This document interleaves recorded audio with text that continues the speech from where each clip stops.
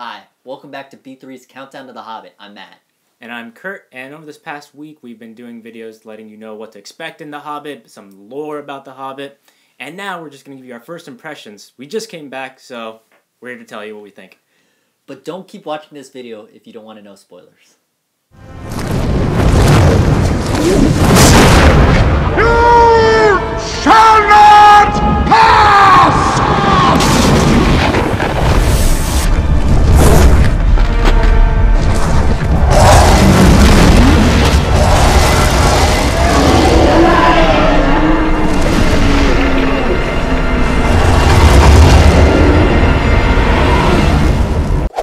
Alright, so what did you think of the movie? Well, the first thing that stuck out to me was the 48 frames per second. My god, that was jarring. So the first time when you see it on screen, I swear it's like Bilbo was just sprinting across his Hobbit hole. And I couldn't get even... It took me maybe 2 hours to get used to it. So, personally, the 48 frames per second did not bother me at all. I felt it was completely fine. That's completely bizarre because to me it just seemed unnatural. It wasn't cinematic in any way. I think if you're going to find a fault with the movie, the 48 frames per second was not the main fault. What? No, because that's the first thing, when you go to a movie, you want to be lost in it. And if you have 48 frames per second, at least for me, I couldn't get drawn into the world because the entire time I'm thinking, oh my god, these people are moving so fast. And it didn't help that it was also in 3D, because I feel 3D is also just a constant reminder that you're watching a movie. And that's why Christopher Nolan, that's why he doesn't do 3D. He says it just completely ruins the immersion. So you brought up a good point, talking about immersion. How did you think this movie did in terms of immersion? I mean, obviously you didn't like it, but when you compare it to the last trilogy. Well, I still kind of like the movie, but I'm just saying that was one of its big flaws. Well, I felt like the biggest flaw and the thing that kept me from, feeling part of the world was everything was just so comical.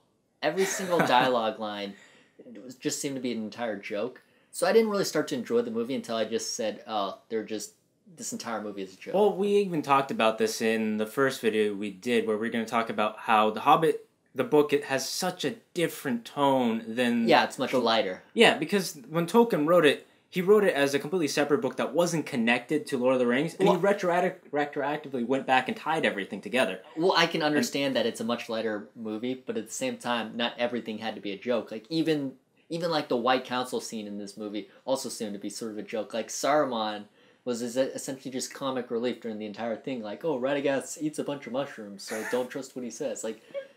There were definitely moments in the movie that should have been very serious that just weren't.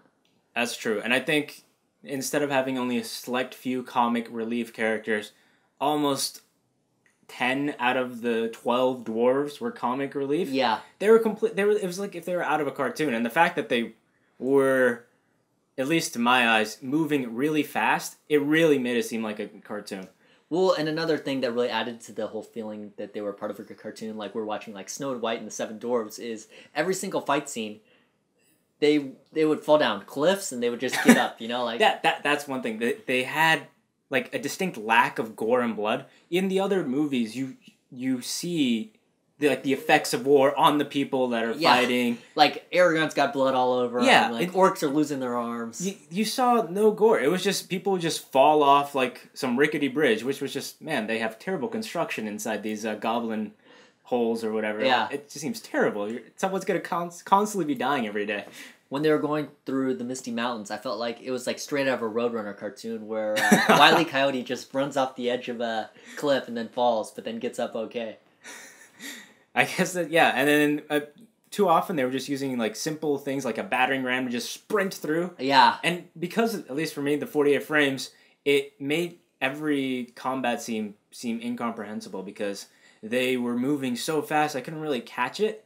And it was, to me, it was out of a video game. That's very true. I can definitely we were just watching cinematics from a video game as opposed to a movie, where I think a lot of what they did with Lord of the Rings, they really highlighted certain battles by slowing stuff down at certain times and making it feel very epic. Like when Gandalf and Éomer and the Riders of Rohan are all riding down that mountain in the two towers. They showed many different angles, and one of the things that they do... It was very epic. Yeah, one of the things that they do to make it look epic in Lord of the Rings is show wide angles and, like, helicopter shots of massive battlefields. And in The Hobbit, because of the scale, it's very narrow. You basically see close-ups of these... 12 dwarves. 12 dwarves, and as they're going about... Just, like rolling through a level. Yes. Like Sonic the Hedgehog style. Yeah. One of the things that was really surprising was how involved some of these other characters that weren't in the books were, such as Radagast. And... See, to me, Radagast being... the way they portrayed Radagast was just... Like I was saying before, this entire movie is just a joke. Because Radagast... Like, I wasn't expecting him, obviously, to be some, like, Gandalf-type wizard. But I was expecting him to be a little bit more respectable than he was. I mean, they spent 5 minutes in the movie where he's trying to nurse a hedgehog back It wasn't to life. 5 minutes. It felt like 5 minutes. And you know, he rides a sled that's like carried by rabbits. That's just stupid. Like, hey, they had a specific name which I don't remember right now, and they're probably pretty epic in lore if they are in lore. But let's get to positives. What did you actually like about this movie?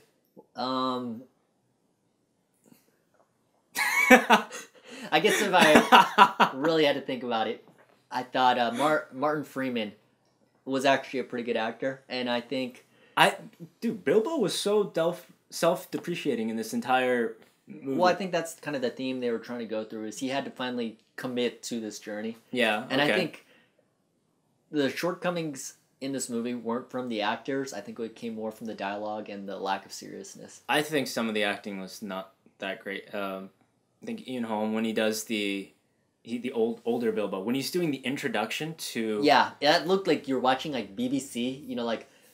It was horrifically done. Like when you're watching TV on Sunday, and it's, like, in between football games, and then you accidentally watch the BBC, and you're just like, who would watch this? You switch between football and BBC? Sometimes.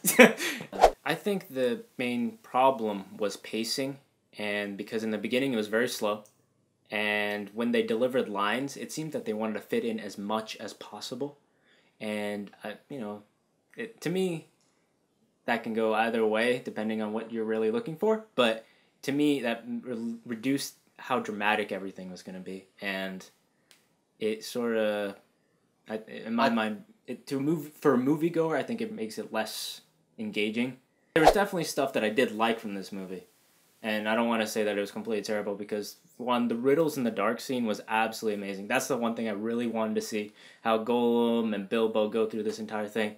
And I think Gollum... I thought that scene was a little slow too, actually. Really? Dude, that was the best scene, like, hands down in my mind, just because... It was one of the better scenes, but I still thought it was kind of slow. You need to go slow because you need to... That's, like, one of the essential moments in Lord of the Rings lore. That's true. And you can't just speed through that.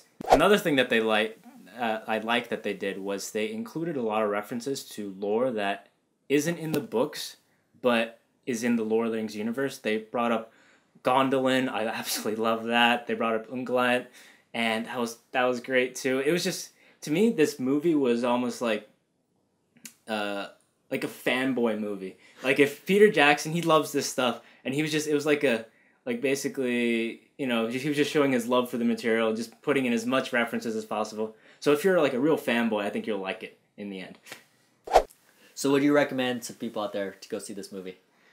I would recommend it to anyone that's a real fan of the series and likes the details, because it does have a lot of those. If you can get over the 48 frames per second, that's the biggest hindrance for me. I think you might enjoy it, but it does not live up to the original trilogy, and I think that was going to be difficult to do in the first place. I would say go see this movie because you're going to see it anyways, but don't expect it to be a good movie. This is probably one of the worst movies I've seen this year. What? Yeah. You watch terrible movies. You watch like... Exactly, and this was worse. You have terrible taste in movies. I mean, okay, granted, when I came out of here, I drew comparisons to The Last Airbender, how disappointed I was, but looking back, I still think... Alright, it was better than Last Airbender, but what does that say? That means nothing. Any movie was better than The Last Airbender. Okay, but I'm saying compared to the source material, I still I gotta go watch it in 24 frames per second to make a real final judgment on that.